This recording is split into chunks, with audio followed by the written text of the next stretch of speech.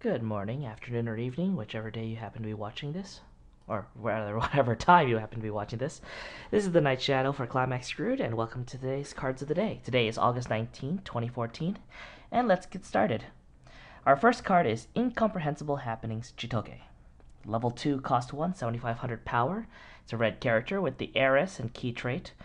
I finally found a translation for Ojosama that we've been having trouble with, so Heiress is a pretty good translation for its English equivalent. Anyways, when another of your key or weapon character attacks, this card gets 1000 power until end of turn. And when this card reverses a level 2 or higher character, you can pay 1. If you do, search for a key or weapon character and put it in your hand, then shuffle your deck afterwards. This feels so weird. Red's in searching. Blue's putting characters into the waiting room. What's going on here? It feels really weird, but yeah, this really feels like a yellow card. This really does. Other than that, I think it's all right. You're not gonna really face a lot of level 2 or highers, and 9500 is not enough as a base power to get over some level 3s. So I don't think this card will be seeing that much play. It's an alright card. It's just not a good card. Sad to say. Because that facial expression. Poured Romance Chitoge. Level 0, cost 0, 500 power with the Heiress and key trait. It's a 500 assist, and you can pull a Pendant of Promise from your memory into your waiting room to choose a character, and give it 1k power and 1 soul. This is an interesting assist. We have already the Raku that's a global 500 and pay 1 bond on play for the Pendant of Promise. So would you run this to be able to pull cards from your memory into your waiting room just so you can plus hand with the Raku? Feels a little bit weird, but then again, the ability to transform excess Pendant of Promises into more power and soul, considering that we've only seen one card that benefits from more than 2 Pendant of Promises, is kind of an interesting idea, and hey, gives you endgame soul. So, you have a couple of options that you really could work around. I think this could be a tech card, 1 or 2 of. I don't see really this being used much else other than as a tech card. Alright, third card for Nisekoi. Expert Hitman Seishiro. Level 1, cost 1, 6000 power. It's a green character with the weapon trait.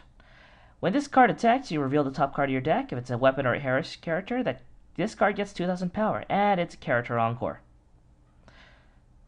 You'll play it if it's a Gumi. If it's not Tsugumi, if it's not key based, then I guess you'll run it. But there are so many better options. You have the I like the Chitoge 117K. I like the Chitoge 1065 with the Pendant of Promise that was revealed last week.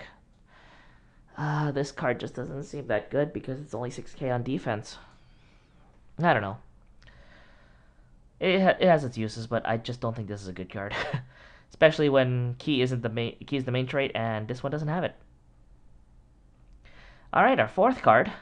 Yes, 4. We got 4. Is Swimsuits Seishiro. This is a level 1, cost 0. When this comes into play, check the top card of your deck. If it's a Climax, rest this card. Reasonable drawback. It's a top deck checker. You'll run it in your Seishiro decks. You won't run it if you're not playing Seishiro and you're playing something like Key. Yeah, this is not... No.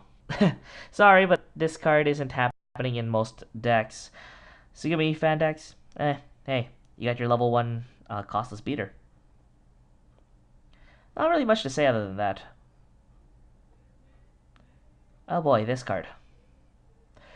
This is a level 3 cost 9 event. All of the characters you control get the following ability until end of turn.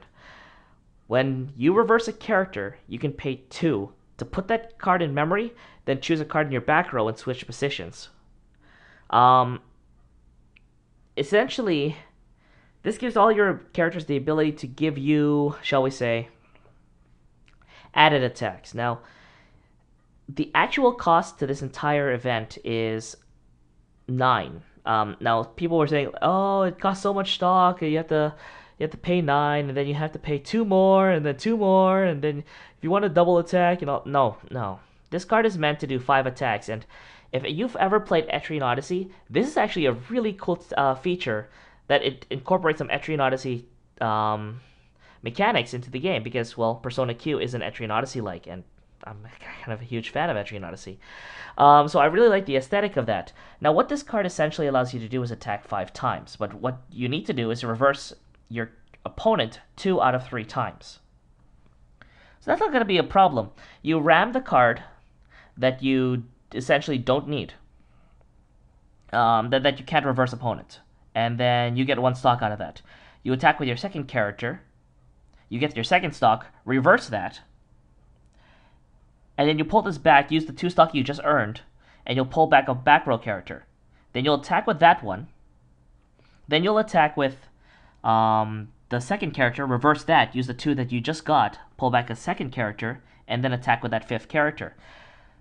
So basically, you're paying 9 minus 1. You get 1 stock out of the entire exchange, which is interesting, and at the same time, this is the set that has execution. Execution is much more simpler to, well, execute, pardon the pun, and is generally better. This card is, I guess it does more damage and it's more it's a finisher, I guess, but I'm kind of torn on this. I think I'd have to playtest this before I can figure out if this card is any good or not. It looks interesting on paper. It seems bad.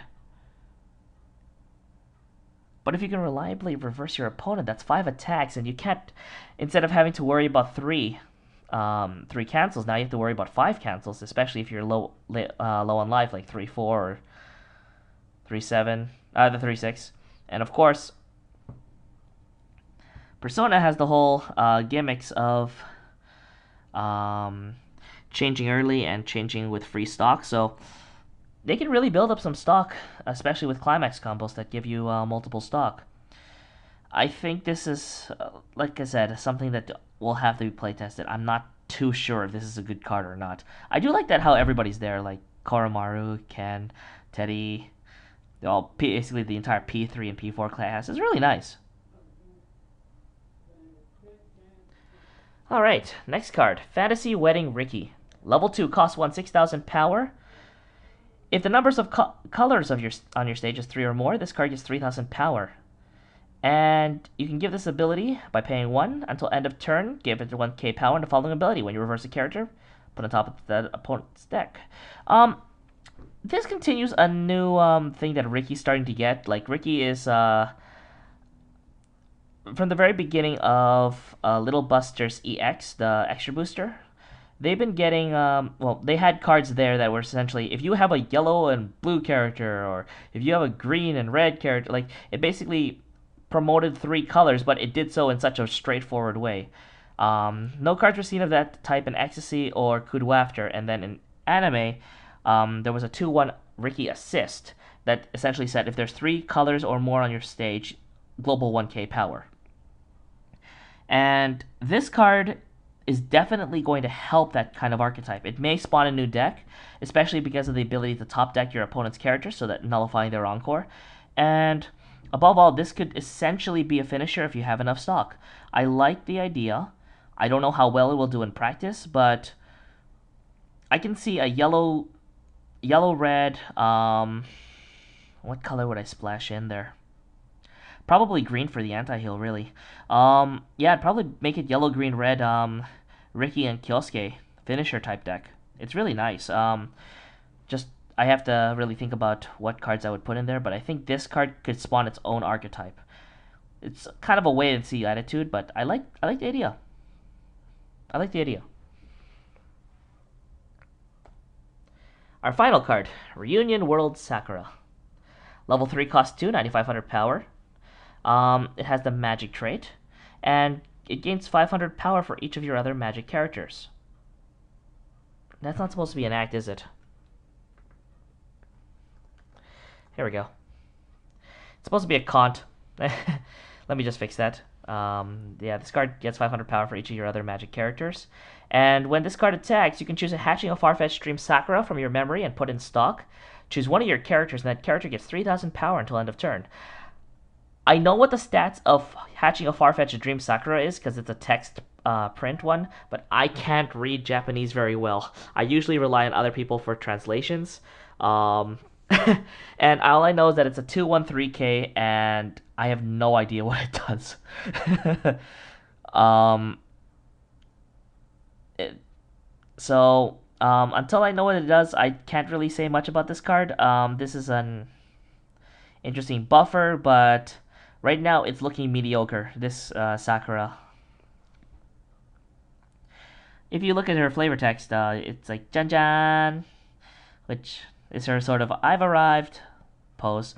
Hard to tell if this is Da Capo 3 Sakura or Da Capo 2.